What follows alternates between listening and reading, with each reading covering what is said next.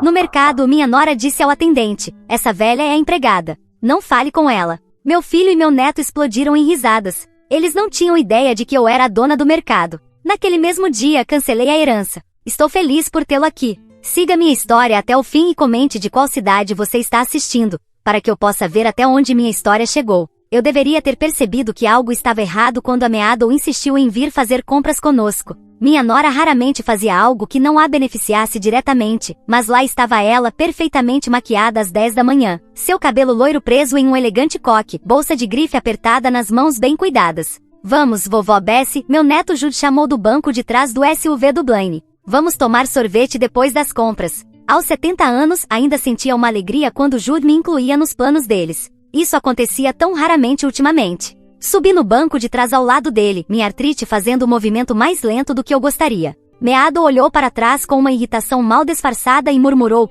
baixo o suficiente para que o Blaine, meu próprio filho, não ouvisse, mas o suficiente para eu ouvir. Tente não nos envergonhar lá dentro. Eu não disse nada. Aprendi com os anos que responder às provocações de Meadow só piorava as coisas. Blaine inevitavelmente ficaria do lado dela, e eu ficaria me sentindo ainda menor do que antes. O mercado estava movimentado para uma manhã de terça-feira, famílias com crianças pequenas, casais idosos se movendo lentamente pelos corredores e profissionais ocupados pegando itens para o almoço. Eu fazia compras no Morrisons Market há mais de 30 anos, muito antes de Meadow saber que meu filho existia. Os corredores familiares e os rostos amigáveis geralmente me traziam conforto. Seguimos pelo mercado, Meadow direcionando nosso caminho com a eficiência de uma comandante militar. Ela tinha uma lista, e Deus ajude quem desviasse dela. Jude ficava perto da mãe, ocasionalmente olhando para mim com o que eu esperava ser afeto, mas que poderia ser apenas um reconhecimento educado. Quando chegamos ao caixa, senti aquela sensação familiar de aperto no peito. O jovem atendente atrás do caixa, provavelmente nos seus 20 e poucos anos, com olhos gentis e um sorriso genuíno, começou a escanear os nossos itens. Ele olhou para mim e sorriu calorosamente. Bom dia, senhora, como está hoje? Antes que eu pudesse responder, Meadow se colocou entre nós com a voz cortante. Essa velha é a empregada. Não fale com ela. As palavras me atingiram como um golpe físico. Minha respiração se prendeu na garganta, e senti o calor subindo as minhas bochechas. O rosto do jovem atendente caiu, confusão substituindo seu comportamento amigável. Ele olhou de Meadow para mim, claramente desconfortável com o que acabará de testemunhar. Mas o pior não foram as palavras de Meadow, mas o que aconteceu a seguir. Blaine, meu próprio filho, o menino que eu criei e pelo qual sacrifiquei tanto, explodiu em risadas. Não era apenas uma risadinha ou um riso nervoso, era uma gargalhada cheia, como se o que Meadow tivesse dito fosse a coisa mais engraçada que ele ouviu naquela semana. Jude entrou na risada, sua voz de 12 anos adicionando ao coro de humilhação. Sim, a vovó é como nossa empregada, disse ele entre risadinhas, claramente repetindo algo que ouvirá em casa. Fiquei lá congelada, minhas mãos apertando a alça da minha bolsa velha tão forte que meus nós dos dedos ficaram brancos.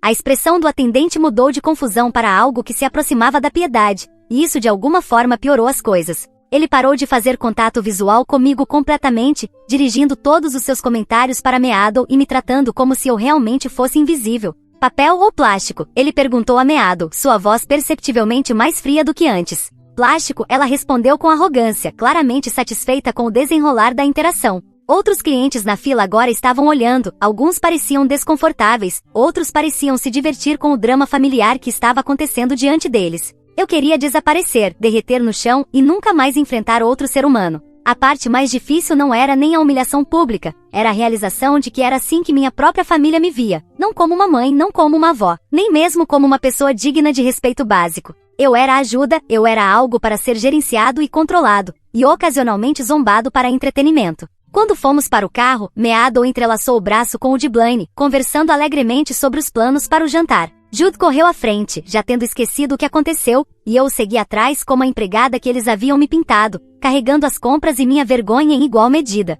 A viagem de volta para casa foi um tormento. Eles discutiram seus planos para o final de semana, um dia de spa para Meadow e um evento de golfe para Blaine, enquanto eu ficava silenciosa no banco de trás, ainda processando o que acontecerá. Ninguém mencionou o sorvete que havíamos prometido comprar, ninguém perguntou se eu estava bem. Quando chegamos em casa, eu levei as compras para a cozinha enquanto eles se dispersaram para suas atividades. Coloquei tudo no lugar mecanicamente, minha mente entorpecida com o choque e a dor. Essa era a minha vida, era o que eu tinha me tornado. Mas, enquanto eu estava sozinha na cozinha, algo dentro de mim começou a mudar. Pela primeira vez em anos, comecei a questionar se essa era realmente a vida que eu merecia. O silêncio no meu pequeno quarto parecia mais pesado do que o habitual. Naquela noite, sentei-me na beira da minha cama, ainda vestindo as mesmas roupas da nossa desastrosa ida ao mercado, incapaz de encontrar energia para me trocar. Os acontecimentos no Morrisons Market se repetiam na minha mente como um disco quebrado que eu não conseguia parar de tocar. Essa velha é a empregada. Cada vez que lembrava as palavras de Meadow, elas cortavam mais fundo.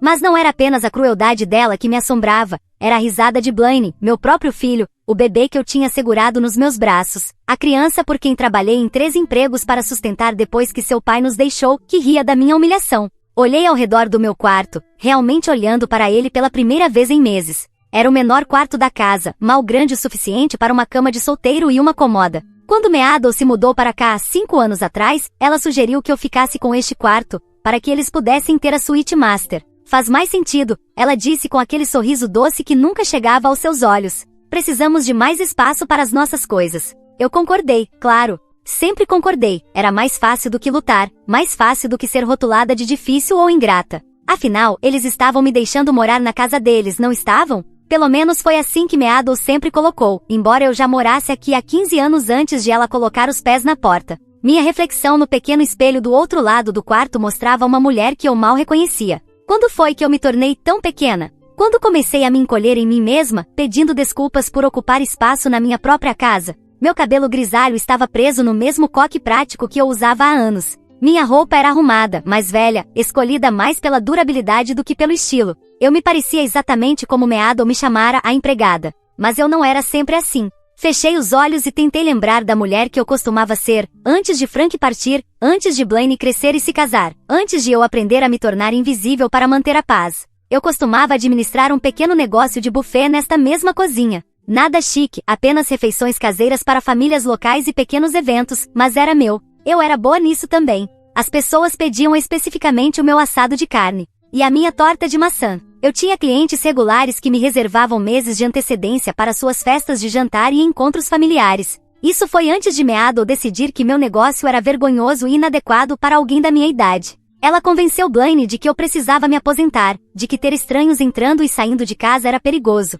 Um por um, ela encontrou razões para eu não poder aceitar novos clientes. Muita bagunça na cozinha, muito barulho, muita distração para suas vidas. Dentro de 1 ano após ela se mudar, meu negócio acabou e com isso minha independência e senso de propósito. Eu me tornei o que ela queria que eu fosse, a babá e empregada que trabalhava apenas por quarto e alimentação. Mas essa noite, sentada na escuridão do meu pequeno quarto, lembrei de algo mais, algo que quase tinha esquecido na minha rotina diária de cozinhar, limpar e ficar fora do caminho. Fui até o meu armário e empurrei para o lado os casacos e vestidos velhos que eu raramente usava. Atrás deles, empurrado bem para o fundo, estava um pequeno cofre que eu tinha instalado anos atrás. Minhas mãos tremiam ligeiramente enquanto eu inseria a combinação, números que representavam a data em que Frank nos deixou. Algumas pessoas poderiam achar doloroso usar essa data, mas para mim, ela representava sobrevivência. Dentro do cofre estavam documentos que Meadow e Blaine não sabiam nada. Extratos bancários, registros de investimentos, escrituras de propriedades. Depois que Frank partiu, eu tinha medo de ficar vulnerável financeiramente novamente. Cada centavo que eu conseguia poupar do meu negócio de buffet,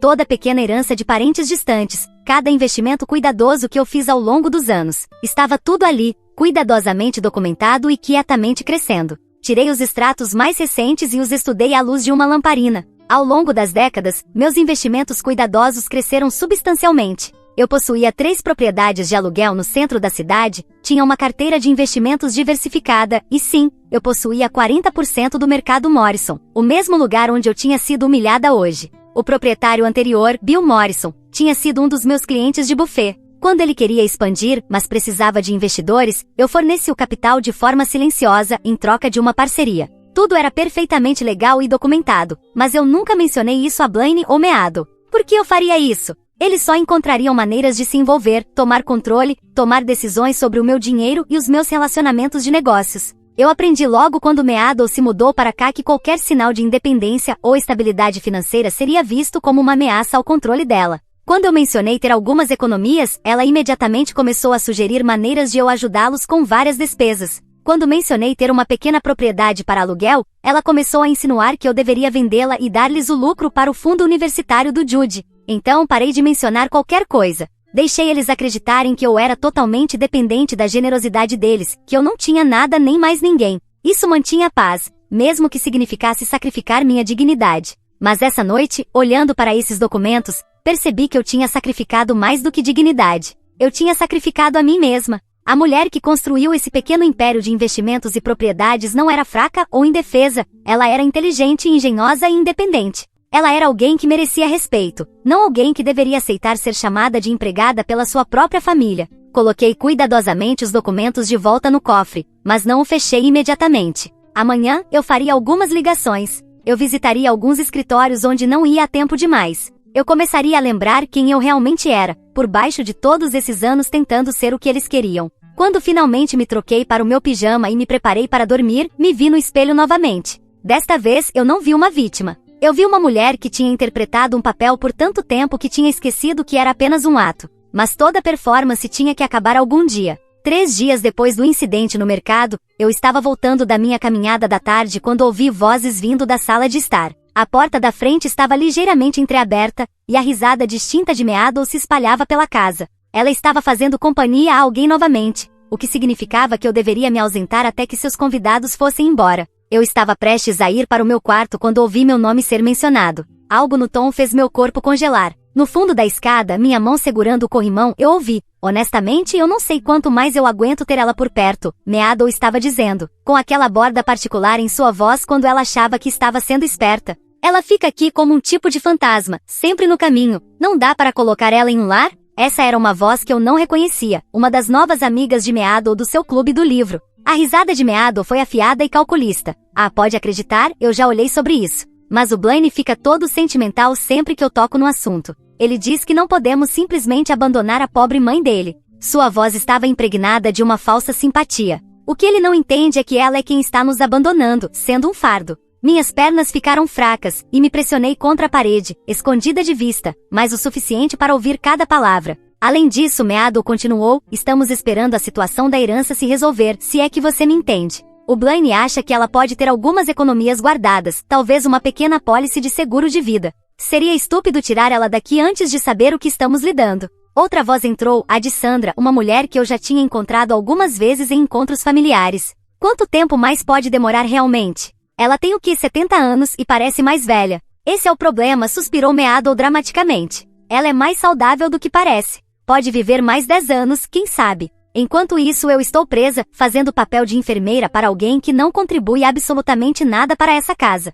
A crueldade casual disso me tirou o fôlego. Eu sabia que Meadow não gostava de mim, mas ouvi-la discutir a minha morte como uma transação de negócios foi algo para o qual eu não estava preparada. O que ela faz o dia inteiro? Perguntou Sandra. Oh, ela se mantém ocupada, disse Meadow com um amargor divertido. Cozinhando, limpando, cuidando do Jude quando precisamos dela. Trabalho grátis basicamente. Eu suponho que haja alguns benefícios em tê-la por perto, mas, sinceramente, os negativos superam os positivos. Nesse ponto, eu ouvi passos e rapidamente percebi que alguém estava vindo em direção à cozinha. Eu subi silenciosamente as escadas, meu coração batendo tão forte que eu tinha certeza de que poderiam ouvi-lo lá embaixo. Uma vez segura no meu quarto, sentei-me pesadamente na cama, tentando processar o que eu acabará de ouvir. Eles estavam esperando que eu morresse, não estavam torcendo para que eu vivesse uma vida longa e saudável rodeada pela família que me amava. Estavam esperando que eu morresse para que pudessem herdar qualquer pedaço de bens que achassem que eu tinha deixado. E Blaine, meu filho, sabia sobre essa conversa, provavelmente havia participado de outras como essa.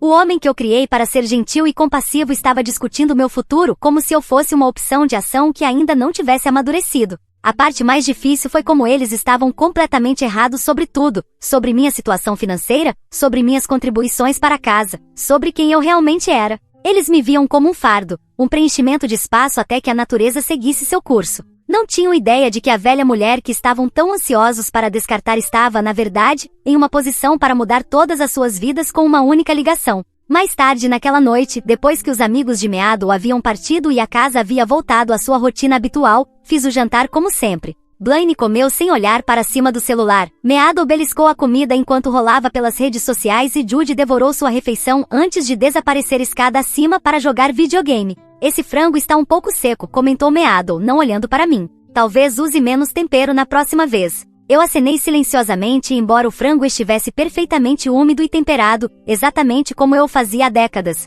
A crítica de Meadow não tinha nada a ver com a comida e tudo a ver com estabelecer domínio. Era a maneira dela de me lembrar do meu lugar na hierarquia. Enquanto eu limpava os pratos, ouvi eles discutindo seus planos para o final de semana. Uma degustação de vinhos para Meadow e suas amigas. Uma viagem de pesca para Blaine. Jude ficaria comigo, é claro, o que significava que eu passaria meu fim de semana entretendo um garoto de 12 anos enquanto eles aproveitavam seu tempo livre. Mãe, Blaine disse de repente a primeira vez que ele me dirigia diretamente a palavra durante toda a noite. E eu estive falando sobre pintar a casa nesta primavera. Vamos precisar que você empacote seu quarto para que os pintores possam entrar lá. Não era um pedido. Era uma instrução disfarçada de informação. Claro, eu respondi automaticamente. O que você precisar. Meadow sorriu com satisfação, claramente satisfeita com a minha conformidade. Não deve levar mais de 1 ou 2 dias. Você pode dormir no sofá do porão enquanto eles estiverem trabalhando. O sofá do porão era velho e desconfortável, com uma mola que se destacava nos estofados.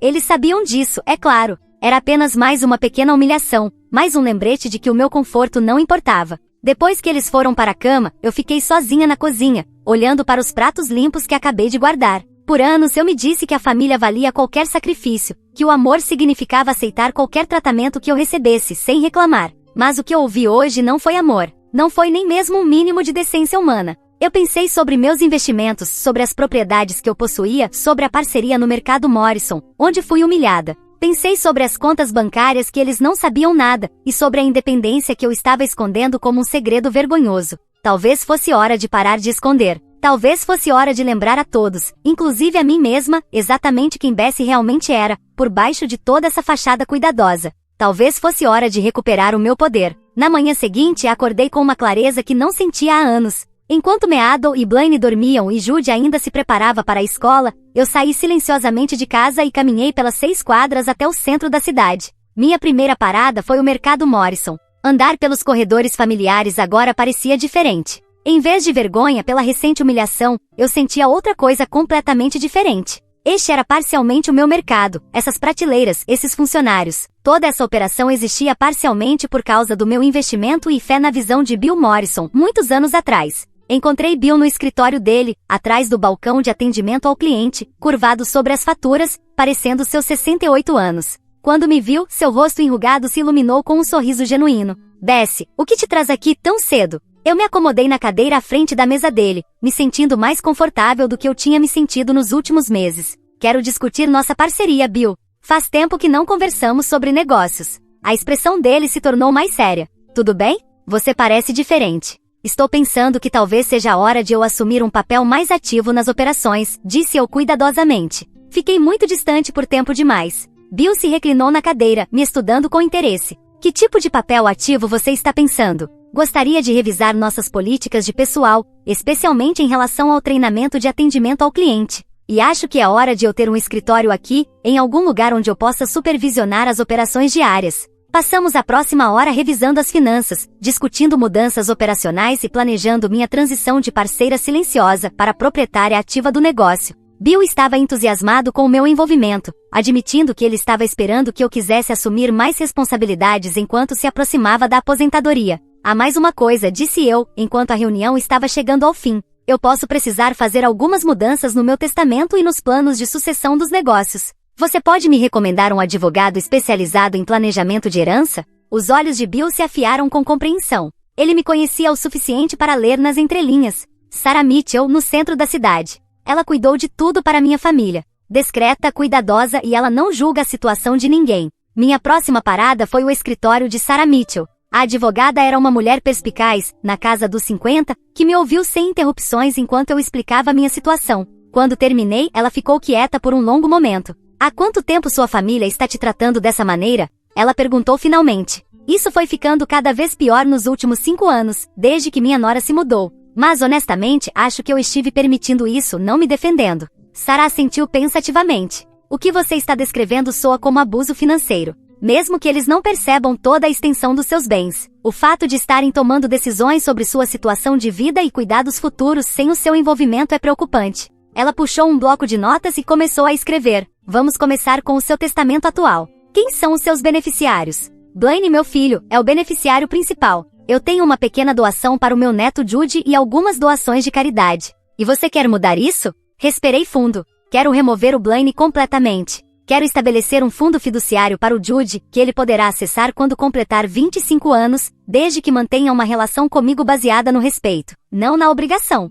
E quero aumentar significativamente as minhas doações de caridade. Sarah fez anotações enquanto eu falava. E quanto aos seus interesses comerciais? Quero manter o controle enquanto estiver viva, mas estou pensando em diferentes opções para depois que eu me for. Talvez a propriedade do negócio pelos empregados. Talvez vender minhas ações de volta para o Bill. Talvez algo totalmente diferente. O que eu não quero é que meu filho e minha nora assumam o controle de um negócio que eles não entendem e não construíram. Passamos 2 horas analisando opções, discutindo estruturas de trustes e planejando uma reformulação abrangente da herança. Sarah explicou que as mudanças que eu queria levariam algumas semanas para serem finalizadas, mas ela poderia começar a papelada imediatamente. Há uma coisa mais, disse eu, enquanto me preparava para sair. Quero que tudo seja feito com total confidencialidade. Minha família não pode saber de nenhuma dessas mudanças até que estejam finalizadas. Claro, o privilégio advogado-cliente protege todas as nossas comunicações, mas Bessie, posso te dar um conselho pessoal? Assenti. Não deixe o medo da reação deles te impedir de se proteger.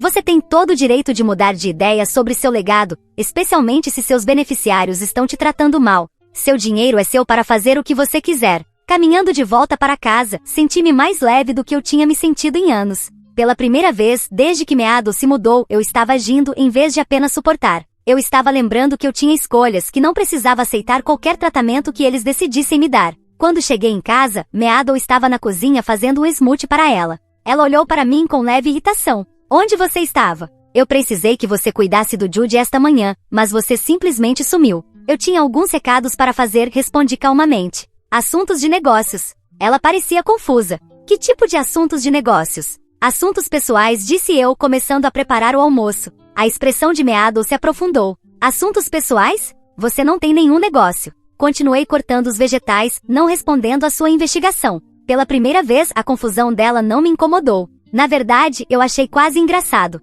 Ela estava tão certa de que sabia tudo sobre minha vida, tão confiante em sua suposição de que eu era nada mais do que uma mulher idosa e dependente, sem recursos ou opções. Bessie, a voz dela tinha um tom de aviso. Agora eu te fiz uma pergunta. Olhei para ela, encontrando seus olhos diretamente, talvez pela primeira vez em anos, e eu a respondi. Eu tinha assuntos pessoais para resolver. Algo no meu tom deve tê-la surpreendido, porque ela deu um passo para trás, esquecendo o smoothie. Bem, disse ela depois de um momento, claramente desconcertada. Da próxima vez, você precisa avisar a alguém onde está indo. Nós nos preocupamos quando você simplesmente desaparece. Eu quase ri disso. A mulher que passou a tarde de ontem discutindo minha morte com suas amigas estava de repente preocupada com o meu paradeiro. Vou lembrar disso, disse eu, voltando aos meus vegetais. Enquanto preparava o almoço, pensei sobre os documentos que Sarah estaria preparando, sobre o novo escritório que logo teria no mercado Morrison, sobre todas as mudanças que estavam por vir. Meadow e Blaine não tinham ideia de que o mundo confortável deles estava prestes a mudar dramaticamente, mas eu sabia. E pela primeira vez em anos, eu estava ansiosa para o amanhã. Passaram-se 2 semanas desde minhas visitas a Bill e Sarah, e os documentos legais finalmente estavam prontos. Passei esses dias observando minha família com novos olhos, assistindo a sua crueldade casual e suposições de direitos com um distanciamento que me surpreendeu. Cada comentário desdenhoso, cada ordem disfarçada de pedido, cada momento em que me trataram como uma empregada contratada, só fortaleceu a minha determinação. Esta manhã parecia diferente. Havia um peso nela, como o ar antes de uma tempestade. Preparei o café da manhã como de costume, servi-o sem dizer uma palavra e observei enquanto comiam sem reconhecer meus esforços. Blaine rolava pelo telefone, Meadow planejava o dia em voz alta, e Jude comia rapidamente antes de correr para pegar o ônibus da escola. Precisamente às 10 horas, alguém bateu à porta da frente. Meadow olhou para cima de sua revista com irritação. Você está esperando alguém? Ela me perguntou, acusatoriamente, como se qualquer visitante na casa fosse minha responsabilidade. Eu atendo, disse calmamente, alisando as mãos sobre o meu avental. Sarah Mitchell estava na varanda, profissional e composta em seu terno azul marinho, carregando uma pasta de couro. Atrás dela, havia um homem mais jovem que eu não reconhecia. Bom dia, senhora Harrison, disse ela, estou aqui para entregar alguns documentos que discutimos. Meadow apareceu atrás de mim quase imediatamente, sua curiosidade superando seu desdém habitual pelas minhas atividades. Quem é essa? Ela exigiu. Esta é a minha advogada, Sarah Mitchell, disse eu, dando um passo para o lado para deixá-los entrar. E acredito que você tem algo para mim. Sarah assentiu, abriu sua pasta e retirou um envelope grosso. Os documentos que a senhora pediu, todos devidamente executados e arquivados. E este é James Morrison, filho de Bill Morrison, e o advogado responsável pelos documentos da transferência de negócios. Transferência de negócios? A voz de Meadow subiu uma oitava. Que transferência de negócios? Eu peguei o envelope de Sarah, sentindo seu peso nas minhas mãos. Anos de planejamento cuidadoso, décadas de investimentos silenciosos e uma vida inteira de subestimação me levaram a este momento. Talvez devêssemos todos sentar, sugeri, levando-os à sala de estar. Blaine apareceu da cozinha, atraído pela atividade em comum. Seu rosto mostrava confusão enquanto ele analisava os dois advogados, a atmosfera formal e sua mãe segurando documentos que pareciam oficiais. Mãe, o que está acontecendo? Ele perguntou, sentando-se no sofá ao lado de Meadow. Eu permaneci em pé, o envelope ainda não aberto nas minhas mãos. Eu achei que estava na hora de vocês dois saberem a verdade sobre a situação financeira da nossa família, disse calmamente. Os olhos de Meadow estreitaram. Do que você está falando? 3 semanas atrás, você me chamou de empregada na frente de estranhos, disse eu baixinho. Você riu quando o caixa me tratou com desrespeito. Passaram anos me fazendo sentir como um fardo, como alguém cujo único valor estava no trabalho não pago que eu prestava. Mãe? Blaine começou, mas eu levantei a mão. Deixe-me terminar. Semana passada, eu os ouvi discutindo minha morte com seus amigos e interrompi. Meadow falando sobre quanto tempo mais você teria que lidar comigo e especulando sobre o que eu poderia deixar de herança. O rosto de Meadow ficou vermelho. Você estava ouvindo em minha própria casa? Eu interrompi. Sim, estava. E o que ouvi me fez perceber que vocês não fazem ideia de quem eu realmente sou. Eu abri o envelope e retirei o primeiro documento. Isso é uma notificação de que eu os removi do meu testamento. Jude receberá um fundo fiduciário quando completar 25 anos, desde que ele aprenda a me tratar com decência humana básica. Todo o resto vai para a caridade. A cor sumiu do rosto de Blaine. Mãe, você não pode estar falando sério. Somos família. Família não trata os outros da maneira que vocês me trataram, disse firmemente. Mas isso não é a coisa mais importante. Vocês precisam saber. James Morrison deu um passo à frente, abrindo sua própria pasta. A senhora Harrison deve prosseguir com a divulgação? Eu acenei, sentindo uma calma estranha me envolver. Conte-lhe sobre o mercado Morrison primeiro. A senhora Harrison possui 40% do mercado Morrison, anunciou James com toda a naturalidade. Ela tem sido uma parceira silenciosa por 15 anos, e a partir de ontem, assumiu as funções de gestão ativa. A boca de Meadow caiu aberta. Isso é impossível. Ela não tem dinheiro. Ela também possui interesses controladores em 3 outros supermercados no condado, continuou James. 4 propriedades para aluguel no centro da cidade e uma bem-sucedida empresa de administração de imóveis que supervisiona 12 prédios comerciais. O silêncio na sala foi ensurdecedor. Eu observei enquanto a realidade das minhas palavras se instalava, enquanto anos de suposições desmoronavam diante dos olhos deles. Quanto? Blaine sussurrou. Quanto estamos falando? Sarah consultou suas anotações. Ativos líquidos, bens comerciais e portfólio imobiliário combinados, a estimativa conservadora é de 47 milhões de dólares. Meadow fez um som como se tivesse levado um soco no estômago. Ela agarrou o braço do sofá, suas unhas perfeitamente cuidadas cravadas no tecido. 47 milhões, ela repetiu, atordoada. Você teve 47 milhões todo esse tempo? Eu tinha a fundação para isso, corrigi. Eu construí isso peça por peça, investimento por investimento, enquanto você me tratava como empregada, enquanto discutia colocar-me no lar de idosos mais barato que você pudesse encontrar, enquanto esperava que eu morresse para poder herdar minha pequena poupança. Blaine levantou-se abruptamente e começou a andar pela sala. Por que você não nos contou? Por que deixou a gente pensar? Pensar o quê? Perguntei, com firmeza. Que você estava me fazendo um favor, permitindo que eu morasse nesta casa. Que eu deveria ser grata pelas suas migalhas de atenção e bondade ocasional. Nós teríamos te tratado diferente se soubéssemos, Meadow disse desesperada. Exatamente, respondi. Vocês me teriam tratado diferente por causa do meu dinheiro, não porque sou um ser humano que merece respeito. Isso me diz tudo o que eu preciso saber sobre o caráter de vocês. Sarah limpou a garganta profissionalmente. Há mais uma coisa. A senhora Harrison também comprou esta casa de vocês, senhor e senhora Harrison. A hipoteca foi transferida para a empresa dela ontem. Vocês têm 30 dias para encontrar uma alternativa de moradia. A devastação nos rostos deles foi total. Agora, Blaine se sentou pesadamente com a cabeça nas mãos. Meadow me olhava com algo que se aproximava do horror, como se eu tivesse de repente me revelado um estranho. Você não pode fazer isso, ela sussurrou. Esta é a nossa casa, a casa do Jude. Esta foi a minha casa primeiro, disse calmamente. Eu moro aqui há 22 anos. Vocês moram aqui há 5. E nesses 5 anos, vocês deixaram claro que a minha presença aqui não é bem-vinda. Juntei os documentos de volta no envelope, sentindo-me mais leve a cada momento que passava. Os advogados vão cuidar de todos os detalhes. Eu ficarei em um hotel no centro até finalizar meus outros arranjos. Enquanto caminhava em direção às escadas para fazer as malas, Blaine me chamou, sua voz quebrando. Mãe, por favor, nós podemos resolver isso. Podemos mudar. Eu parei no fundo das escadas, sem me virar. Eu tenho 70 anos, Blaine. Não tenho mais tempo para esperar você aprender a me amar de maneira adequada. 6 meses depois eu estava sentada no terraço da minha vila, olhando para o lago como, assistindo o sol da manhã pintar as montanhas italianas com tons de ouro e rosa. O expresso na minha delicada xícara de porcelana estava perfeito, preparado por Helena, minha empregada, que me tratava com o tipo de respeito natural eu quase tinha esquecido que existia. A transição não foi imediata. Depois de sair da casa de Blaine e Meadow naquele dia, passei 3 semanas em um hotel no centro, enquanto Sarah e sua equipe realizavam uma auditoria completa dos meus bens. O total final foi impressionante, até para mim, 50 milhões de dólares. 50 anos de investimentos cuidadosos, negociações de negócios discretas e crescimento composto haviam criado uma riqueza que eu nunca havia calculado completamente. Eu subestimei meu próprio sucesso. Com a ajuda de Sarah, liquidei várias propriedades, consolidei meus investimentos e estruturei minhas finanças para uma vida internacional. Os supermercados foram vendidos para os meus funcionários através de um generoso programa de compra. As propriedades para aluguel foram entregues a uma empresa de administração com instruções de manter os aluguéis acessíveis para famílias trabalhadoras. Eu fiquei apenas com o que precisava para uma vida confortável, bem longe das pessoas que me fizeram me sentir pequena. Escolher a Itália não foi difícil. Sempre sonhei em ver o mundo, mas esses sonhos foram deixados de lado para preocupações mais práticas.